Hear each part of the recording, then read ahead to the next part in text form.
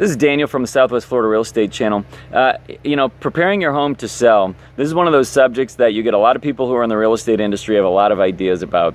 And it's one of those things where usually, you know, the things that I talk about are very provable and very legal and very regulatory. And so this is a kind of a different subject for me, but I do get asked this every once in a while, so I'll just do it relatively quickly. If you want to prepare your home to sell, you want to get all your personal items out of there. Anything that is just for you and sentimental for you is going to be the exact opposite for a potential buyer. So if you've got a picture in there that reminds you of your wedding, get it out of there. It's going to be somebody else's wedding. To imagine walking into somebody else's property and thinking you're going to buy it, and then having somebody else's wedding pictures or family pictures there. So get any personal property, which we call our chattel.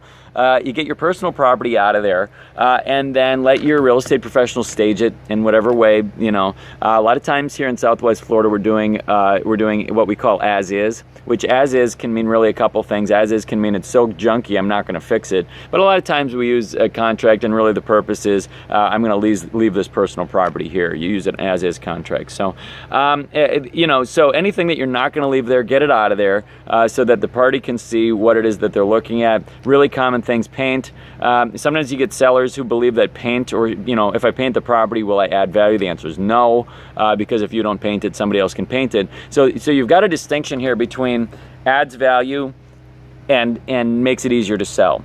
So these are different things. What kind of things add value? Well, add value is, you know, think about boxes, square footage, condition of square footage, bed, bath, things like this. These are where your intrinsic value are, because a buyer can't solve them. But then you've got things over here that the buyer could solve, but they'd rather not solve. What that means is that, you know, it's not going to add value when you do it, but it's going to make it easier to sell that property, which is kind of a different thing. Not kind of, it's completely a different thing.